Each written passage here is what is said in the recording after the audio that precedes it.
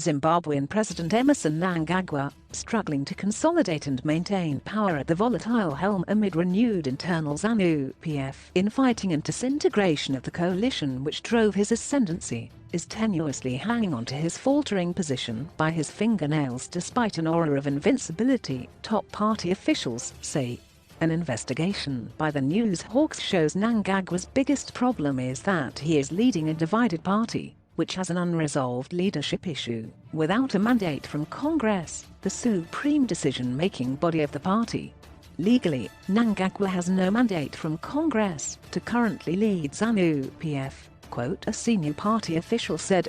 He basically avoided the 2019 Congress, when it was constitutionally due, and postponed it to 2022. Currently he is running on empty. The mandate he got from the 2017 Extraordinary Congress expired. It was for the Interregnum only.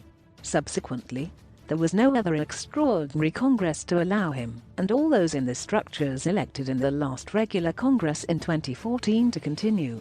It was an arbitrary postponement, hence illegal arrangement. So his mandate is illegitimate in terms of the Zanu-PF constitution.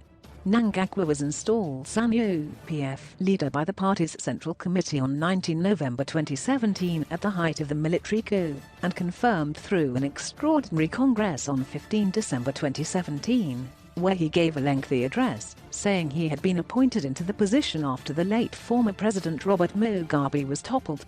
The Zanu-PF constitution does not give power to the Central Committee to remove an elected leader.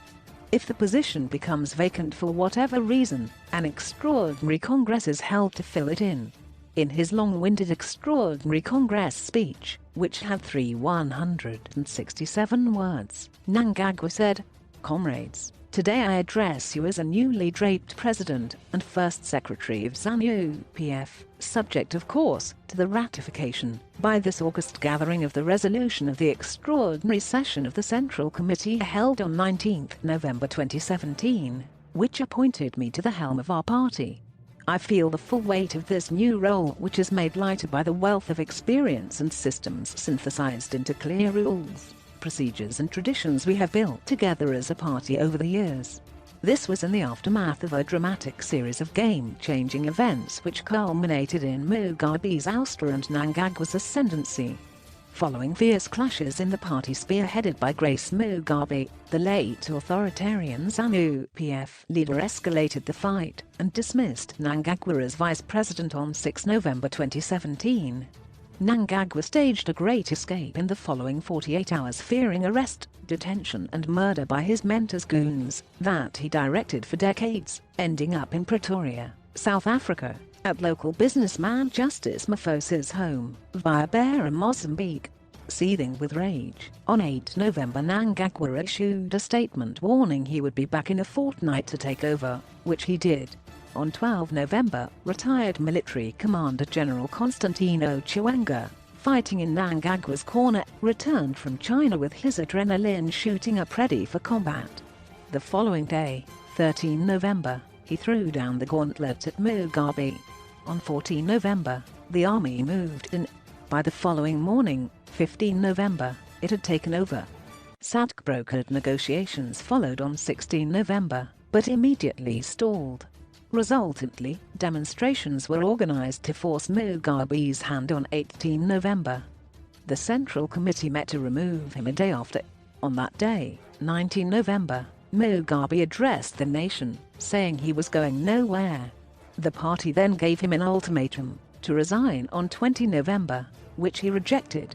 And then on 21 November Parliament moved to impeach him, forcing him to resign, to wild scenes of jubilation. The next day Mnangagwa returned from South Africa. 2 days later, 24 November, he was inaugurated as president, sealing Mugabe's fate. In the Interregnum, there were serious illegalities in Mnangagwa's rise to power. Without any sense of irony, Mnangagwa had on 15 December during the Extraordinary Congress spoken about himself ascending by following the constitution and legal processes when he had grabbed power through a coup. convened the Central Committee improperly as the president and his deputies, including himself, were not there, and suspended members had unlawfully attended the meeting chaired by then Party Secretary for Finance Mpofu, who had no legal mandate to do so. Mnangagwa later rewarded Mpofu with the position of Secretary for Administration, but removed him as Home Affairs Minister in a bittersweet deal. In terms of Section 38 of the Zanu-PF Constitution, the Central Committee meeting which appointed Mnangagwa party leader was not properly convened and constituted. Central Committee sessions are presided over by the President and First Secretary of the party, or, in his absence, one of the two Vice Presidents and Second Secretaries, or the National Chairperson. At the time, Mugabe was not able to convene the meeting as he was under military siege marooned at his Blue Roof home in Borrowdale, Harare. Mnangagwa was in self-imposed exile in South Africa after he was dismissed as vice president on 6 November 2017, and Felix Mfoko was out of the country. There was no chairperson as the position was vacant. Party officials now complain that Mnangagwa came in through a series of illegalities, from the coup, through blocking Mfoko from briefly acting as president after Mugabe was removed, the Central Committee meeting right up to the Extraordinary Congress. His presidency is a product of power seizure and illegalities, another senior party official said. But the real problem now is that he is leading without a constitutional mandate, since he avoided the 2019 Congress. Zanu-PF last held a regular elective Congress in 2014, when Mnangagwa ascended to the position of vice president at the expense of Joyce Mujuru, with Mfoko who was replacing the late John Nkomo. The next Congress was due in 2019. Mnangagwa avoided it, delaying it to 2022. However, Mugabe had in October 2017 called an extraordinary Congress for December that year, where he had planned to install his then Defense Minister Sidney Sekeromaya as his successor. Contrary to the claims by Mnangagwa and his faction, as well as their supporters, Mugabe did not want to be succeeded by his wife Grace, although she showed a growing appetite for power at the height on the succession battles. In what effectively became his political Waterloo, Mugabe had in May 2017 came up with the Mexico Declaration, which catalyzed his succession war to facilitate his retirement and let Sekeromaya take over. The deal was reached while he was visiting Mexico with senior ministers and party officials. Zanu-PF officials say besides the legitimacy issue, Mnangagwa is facing a brewing internal revolt, with his close allies now either facing pressure to quit, battling removal or restless. The sources say Chiwenga is really fed up. Senior officials at party headquarters, mostly former ministers, are angry. The war veterans are also grumbling. In the dungeons of the deep state, the rank and file within the military which carried him to the top is disgruntled. They have not shared the spoils of the power seizure. Strategic players within the police and intelligence community, Central Intelligence Organization mainly, are harboring resentments over how they were treated during the coup. There were serious purges in top police, intelligence, and army echelons after Mnangagwa took over. Meanwhile, Mnangagwa and those close to him, his family, relatives and cronies, have evidently become cash-rich through self-aggrandizement deals and primitive accumulation. They are not only making money, but flaunting it with reckless abandon in a sea of poverty, a Mnangagwa ally said. They are naive. That is political suicidal. Mnangagwa's Midlands and Masvingo power bases are in turmoil due to growing internal strife. Provincial heavyweights are at war with each other over positions and influence. In the Midlands, two factions within a faction have emerged and are slugging it out over who should be the next chairperson. Incumbent Daniel McKenzie is battling it out with State Security Minister Owen Mutangube, in a wrangle that has sucked in the president's closest allies now divided on either side. There is also wrangling among Mnangagwa's allies over Kwekwa Central. Last October, Zanu-PF primary polls to choose a Kwekwa Central parliamentary candidate for a by-election turned bloody following intense clashes between rival groups at Kwekwa district offices. Police had to fire warning shots after being called to contain the situation, which had spiraled out of control as factions bludgeoned each other over the voters' roll. The primary election pitted Energy-Cube, Mnangagwa's nephew, against Zanu-PF's 2018 losing candidate Candace Mugabe. The fight claimed the scalp of former Zanu-PF National Commissar and Deputy Defense Minister Victor Mnangagwa, who was backing Mugabe. Mnangagwa, who had replaced retired Lieutenant General Engelbert Rugege as commissar, was removed and dispatched to Mozambique as ambassador to defuse tensions in the region and address complaints by Chiwenga's faction that he had failed. Mnangagwa's powerful allies in the Midlands, including July Moyo and Mnangagwa, and elsewhere, was swept aside in District Coordinating Committee (DCC) elections that left him weaker. Chiwenga has gained ground of late. DCCs had been unconstitutionally dissolved by the Central Committee in 2012. However, as amendments to the ZANU-PF Constitution by the Central Committee are subject to ratification by Congress, DCCs should have continued to exist de jure until such ratification. The DCCs formed part of the Congress and should thus not have been excluded from the Congress prior to ratification of their disbandment. Similarly, DCCs should not have been restored without ratification by Congress. Independent Norton MP Temba Mliswa has publicly said that Mnangagwa's close allies, Moyo, Mnangagwa and others, lost in the DCC polls and no longer have political capital to offer the president to ensure his and their survival in 2023. Mliswa is a Mnangagwa supporter.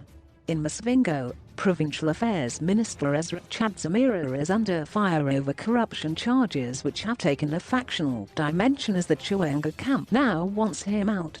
War veterans are leading the charge. Chiwenga has previously been in Masvingo, where he challenged Chadzamira's leadership and associated decisions, especially on land distribution, which the NewsHawks covered relentlessly. ZANU-PF officials say Chiwenga has been intervening in Masvingo and nationally through his key ally, Rugege. Since the Watershed Politburo meeting on 29 July 2020, where Rugege challenged Mnangagwa amid attempts by the president's allies to round on Chiwenga through sudden verbal attacks, relations in the ZANU-PF presidium have continued to deteriorate. Mnangagwa even brought CIO Director General Isaac Moyo into the Politburo to make an indirect case against Chiwenga by attacking his allies using an intelligence report presented by Lovemore Matuk, party security head. Factional clashes at the time led to the suspension of youth leaders Pupirai Tokarapi and Louis Matutu, while Godfried Senangamu, who has now formed a new party called Front for Economic Emancipation in Zimbabwe, was expelled. ZANU-PF Politburo members Claveria Chizima and the late Tendai Sivanhu, Chiwenga's allies, were expelled for allegedly plotting the 31 July 2020 stay-away protest with the opposition. Sources say Chiwenga is disgruntled over Mnangagwa's reneging over their coup gentleman's agreement that the president would serve one term and give him a chance in 2023. Mahade is upset he has been removed over sex scandals when everyone is doing it. In fact, others are worse. And Obamachinguri Kashiri is an unhappy figurehead at the party as chairperson and defense minister. War veterans are also restless over welfare issues. Civil servants, especially teachers, have been fighting confrontationally for better pay and benefits. The explosive leadership battle and resultant political brinkmanship frequently explodes into open deadly confrontation, as it did at White City Stadium in Bulawayo on 23 June 2018, just over a month before the first post-2017 coup general elections. Mnangagwa, who escaped the attack which was an internal job by the skin of his teeth, went on to win the disputed presidential election by a wafer-thin margin. He won the July 30 election with 50.8% of the vote, enough to meet the 50% plus one vote threshold needed to avoid a runoff against main opposition MDC alliance leader Nelson Chamisa, who garnered 44.3% of the ballots. Chamisa challenged the result in court, but the Constitutional Court led by Chief Justice Luke Malaba declared Mnangagwa the winner on 24 August 2018. Not only that, Malaba had prior to that ruled in court that Mugabe had resigned voluntarily, thus Mnangagwa had gotten power legitimately. The then Judge President George Cherish had also claimed the coup was constitutional. Judges are always an important player whenever there is a coup. Mnangagwa has since extended Malaba's tenure by 5 years, changing the retirement age from 70 to 75 years, through controversial constitutional amendments that analysts say undermine judicial independence, rule of law and democracy. On the surface it appears Mnangagwa is consolidating power. After all, he seems to have put Chiwenga into checkmate. Mahade is down and now on his side at the party headquarters, removed top army commanders who put him at the helm, liquidated the coup coalition, purged police, intelligence, and army bosses to coup-proof his regime, and through political contingency key retired military figures, Parents Shiri and Sibyasisa Moyo, kingmakers of sorts, have died, a top Zanu-PF official told the NewsHawks. However, in reality there is no consolidation to talk about. Mnangagwa is now surrounded by political upstarts and fortune hunters. Most importantly and inevitably, he has lost control of the party. The evidence is there for all to see. Just look at what is happening in Midlands and Masvingo. His strongholds are in turmoil and all he can do is watch helplessly.